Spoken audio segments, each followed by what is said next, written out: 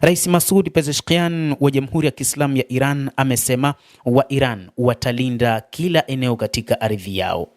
Rais huyo amesema akiwa kama kiongozi wa Jamhuri ya Kiislamu ya Iran ana jukumu kubwa la kuhakikisha anatoa hamasa kwa jeshi na wananchi kwa ajili ya kuilinda Jamhuri ya Kiislamu ya Iran, na amekosoa kauli za maafisa wa Marekani na kusisitiza kwamba Iran italinda ardhi yake yote dhidi ya tisho lolote na la aina yoyote.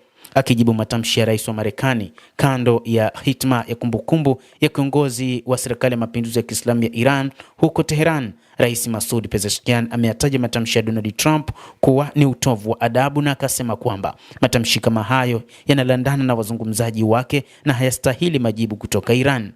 Donald Trump katika mahojiano na shirika la habari la Fox News alijigamba kwa kufanya uhalifu wa kivita, kwamba ameshambulia miundombinu ya kiraia nchini Iran na kudai kwamba tutawapiga vikali sana usiku wa leo na kisha wiki ijayo mambo yatakuwa mabaya sana kwao kwa sababu wiki ijayo tutapiga mitambo ya umeme na madaraja. Alisema hivyo rais wa Marekani Donald Trump. Masoud Pezeshkian, rais wa Jamhuri ya Kiislamu ya Iran, kwa upande wake alijibu akisema kwamba ni kawaida kuona adui akiendelea kutoa bwabwaja kama hizi, lakini je, ameweza kutimiza malengo yake? Amedai rais Masoud Pezeshkian wa Jamhuri ya Kiislamu ya Iran. Amehoji kwa kusema wale waliokuwa na nia kuirarua na kuikata vipande vipande Jamhuri ya Kiislamu ya Iran wako wapi? Ameuliza na kuongeza kwamba tunaamini kwamba lazima tulinde kila eneo la ardhi yetu katika Jamhuri ya Kiislamu ya Iran kwa vitendo, na matamshi haya yasiyokuwa na adabu yanatolewa na watu wa Marekani, sio Jamhuri ya Kiislamu ya Iran.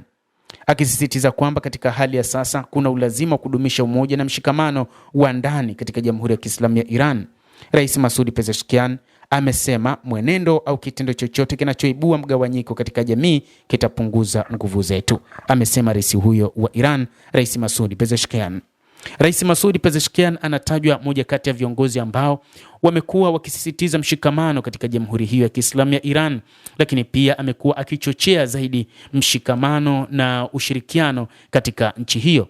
Na hata siku ambapo rais wa Marekani Donald Trump alitaka kulipua katika baadhi ya vinu vya nyuklia huko nchini Iran, Rais Masoud Pezeshkian alisema yeye atakuwa mtu wa kwanza kutoka hadharani na kwenda katika kiwanda hicho, huku akiwakusanya wananchi. Endapo Marekani itaamua kushambulia kiwanda hicho, basi maelfu ya watu watauawa kwa kulinda kiwanda chao cha nyuklia, miongoni mwa rasilimali zao walizokuwa nazo katika taifa hilo la Kiajemi.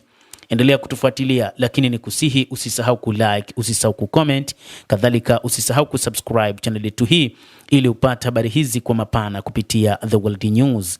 Jina langu ni Adam Hussein, endelea kuwa nasi wakati wote, endelea kutufuatilia ili ufahamu ni nini ambacho kinajiri duniani. Kupitia The World News tutaweza kufahamisha kwa mapana.